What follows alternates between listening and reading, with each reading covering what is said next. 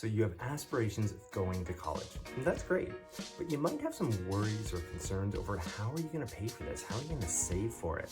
And if that is you, then this episode will be absolutely perfect. I have this wonderful guest lined up. His name is Joe Curry, and he's a senior financial planner. He has a ton of experience. He actually hosts a podcast on retirement planning. It's one of the fastest growing in all of Canada.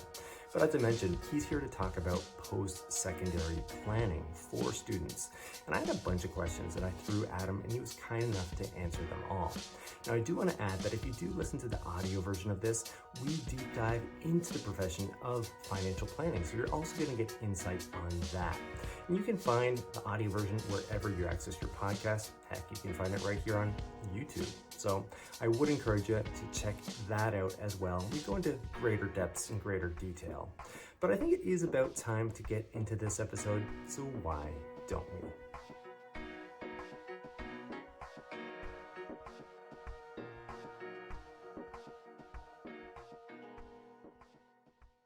Okay, well, to kickstart things, I do have a clip here of Joe breaking down what financial planning is all about. And it's not some textbooky, boring definition. This is relevant and it's real. And I think it's a good starting point for this discussion before he starts diving into some of the tips and advice for you. So check it out. Being considerate, not just to your present self and kind of just, acting on whatever feels good today, but being considerate both to your future self and your present self. And so what I mean by that is, when we talk about saving for the future and putting money away, so not spending everything today or more than we make today, living within our means, we're doing it for that future version of ourselves, right? And I think there's some kind of a balance there because none of us know how long we're going to be here, and we want to make sure that we're still living our best life, right? So, Chris, for you, I mean, you took off to Japan at one point in your life, and we want people to make those decisions and not be scared to do what's going to bring more meaning and purpose to their life. But we also don't want to forget that the decisions we make today are going to impact the future too.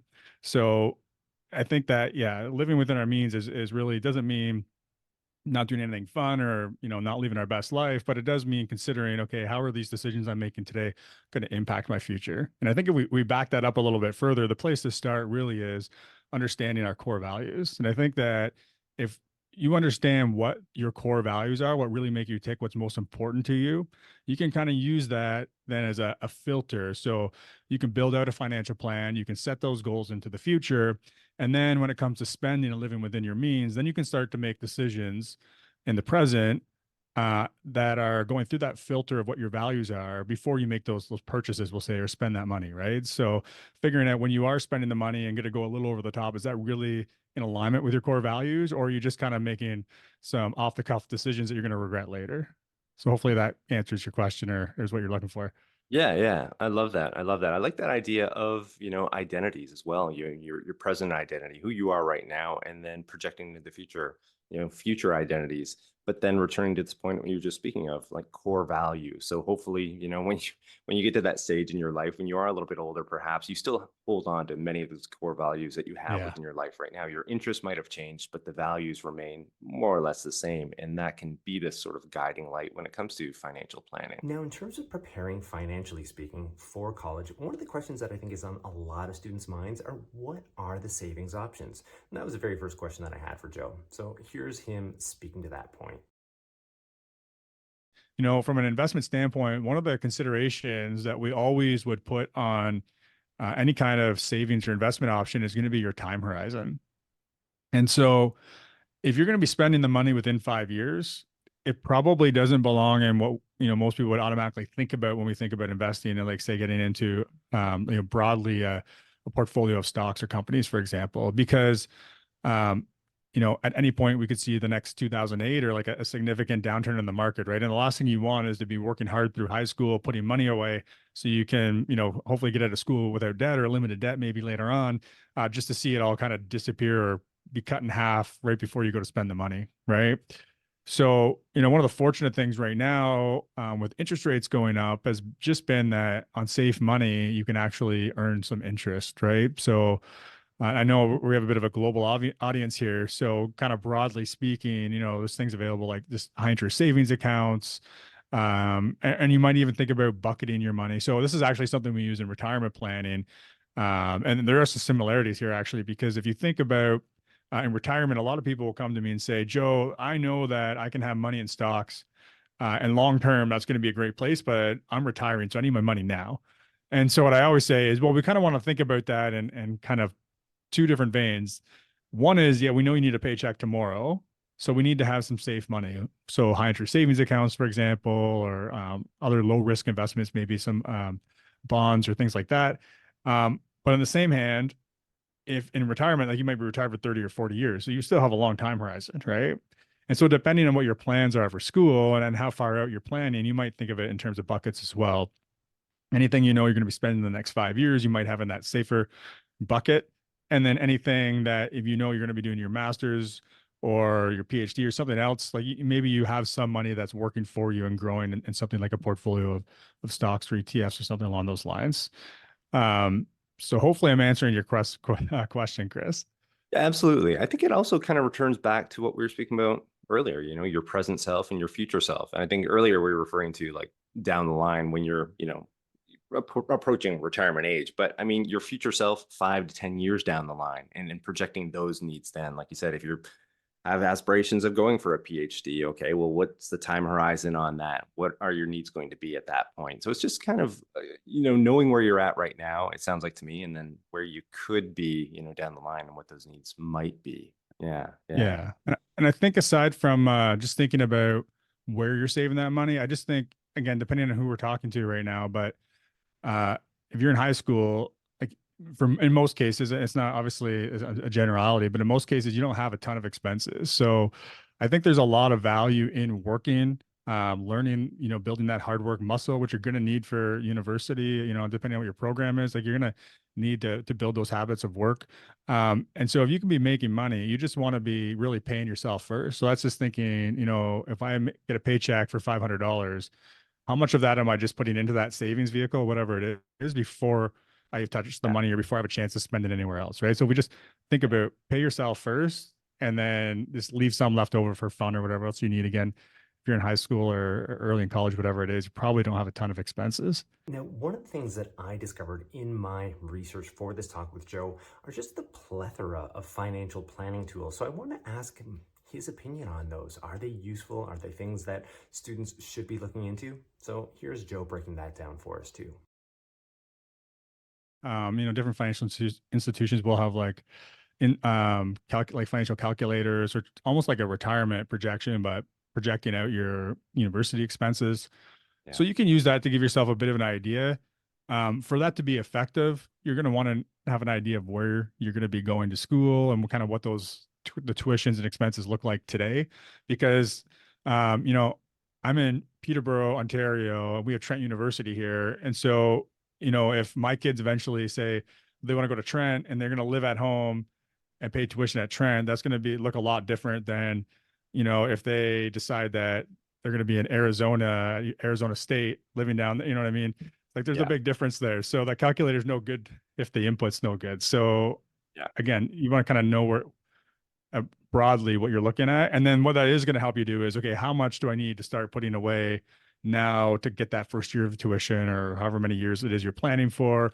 And then you can also build things in there like, you know, the typical inflation goes up by 5% or 7% every year, whatever it is. And like those tools are going to help you with those projections. So what it's going to do is it's going to help give you some expectations around what you need to have ahead. Now, I would highly recommend that exercise just in the sense that you could start to get an idea of, you know, how much do I need to have or how much debt am I going to be walking out of at the end of the day, right? And so one of the things I always talk about, this is a personal thing, I guess, but if we're thinking about university, if I'm going to pay $100,000 a year for university, we're going to go to an in-state or in-province school paying like $5,000 a year. Like how much better is the education I'm going to be getting at $100,000 a year that return on investment to walk out with $300,000 of debt is going to make it worthwhile. Right. So I think that's a really important question to ask yourself. Like, what are you trying to accomplish by going to school? And at the end of the day, I mean, there's the experience and all that kind of stuff, but most people are going because they want to get a career on the other side of it.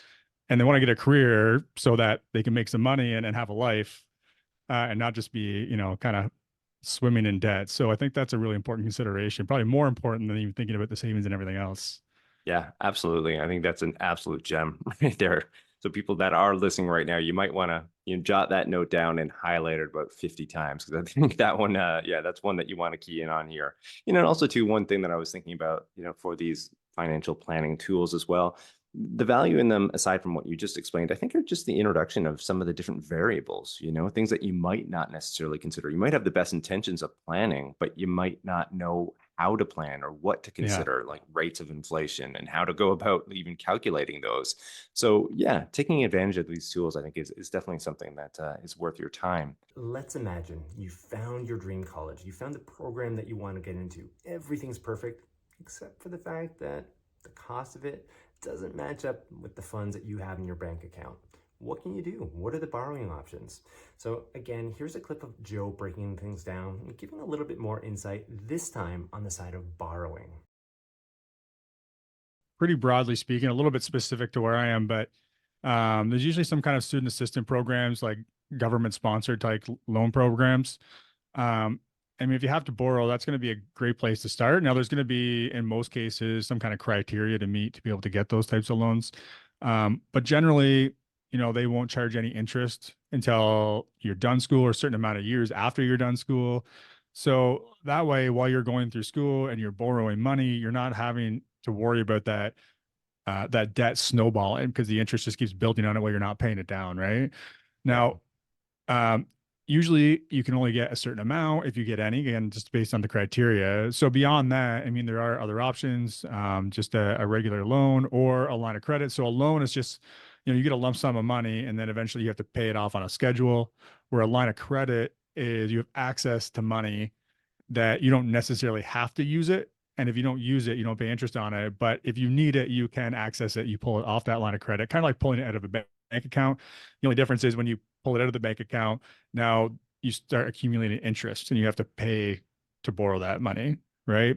So, I mean, if you can delay the interest on the student assistant programs, that's going to be the place to start, because you're paying less interest, right? Um, the line of credit, I mean, it's probably a better place to start than the loan. It might depend a bit on the terms of interest, things like that. But at least with the loan, I mean, you take the loan, now you have interest you have to pay. So at least with the line of credit, if you don't need all the money or as much as you maybe thought you did, then you don't necessarily need to take it off of there, so that hopefully you don't have to pay that interest. So that would be probably the next place to go. Okay, I do acknowledge I don't know your situation. College could be next year for you, it could be a couple years off. But what are some things that you can do to start preparing right now? Well, one of them is personal budgeting. And there's a ton of tips online about this, but I think it's always great to go right to the source. Go to an expert. And that's what I did with Joe. I asked him for some advice on personal budgeting, and this is what he had to say.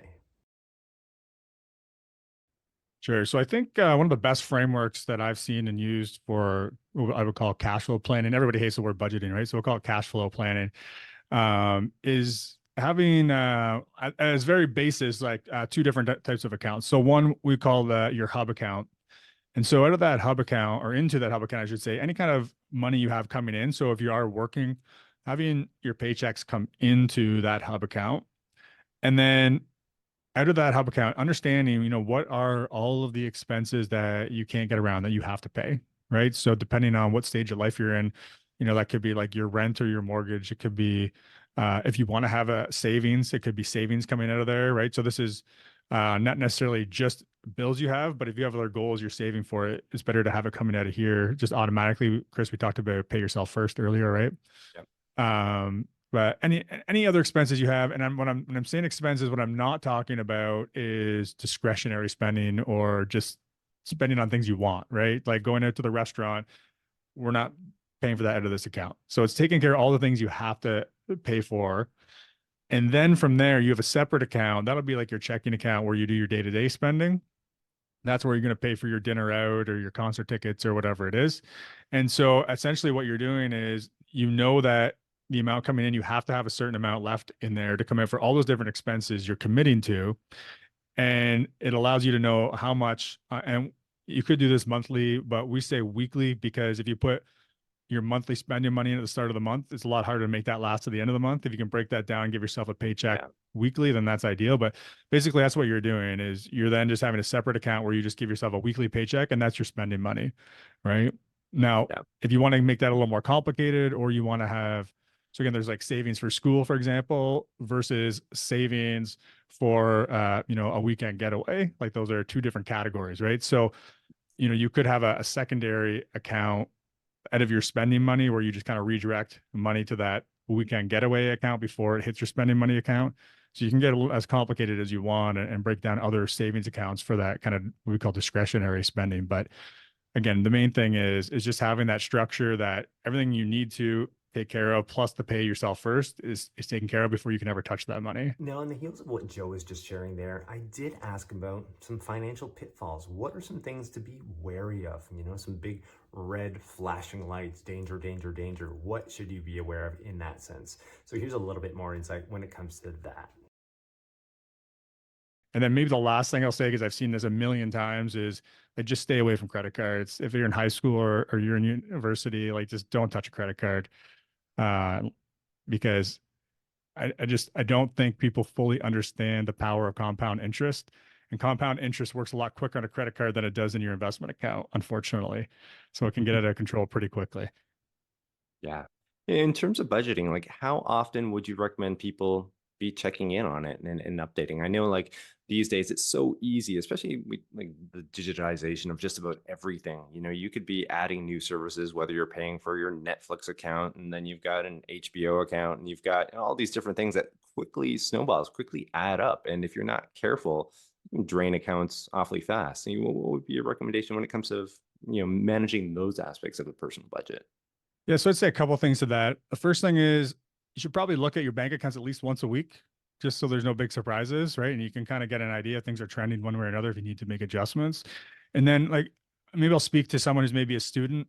You might want to do kind of readjust your budget and just kind of recalculate your numbers. You don't need to do this weekly or monthly, but if you do it every time, maybe at the start of the semester, at Christmas, and then at the end of the semester for the summer, as all your expenses kind of change, and just do the readjustment, just to make sure everything's still working. And then when you're doing that, to your question about Netflix, things like that, is at that same time, go through, look at every subscription that you have and get rid of as many of them as you can. And Yeah. so I know another financial planner, even his business, he does this. He'll just kind of almost go through and get rid of almost everything. And then just wait until someone says, "Hey, what happened to that subscription? I need that. Where's that?" And then put it back in place. So, Yeah. maybe if you get rid of your Netflix, your Disney, and your Prime, you get rid of all of them. Maybe there's just one show you want to watch, so you come back to Netflix, and then like it's not until 6 months later you're like, "Oh, there's a new episode on Prime I want to watch, or a new show," Yeah. right? Then you can add it back in then. So, Yeah. I mean, subscriptions, we did a podcast on that not too long ago with Robbie Baxter. And it's just, I mean, they can be a killer because you Oh, can just yeah. add it on a whim, but then it's there until you do Yeah. something about it. Yeah. Yeah. It's gotten to the point where I've even heard of, different services that are out there now that will go through your subscriptions and try to clean them up for you. It's, this service has evolved because it is such a problem for a lot of individuals that they're paying for services that they don't even use anymore. And they just have Yeah. no idea. Yeah. Okay, well, I think it's about time to be drawing this video to a close, but as I did mention off the top, if you are interested in the field of financial planning, if you're interested in that career option, definitely check out the audio version. There we deep dive into that side of it all. Joe shares his pathway into that career.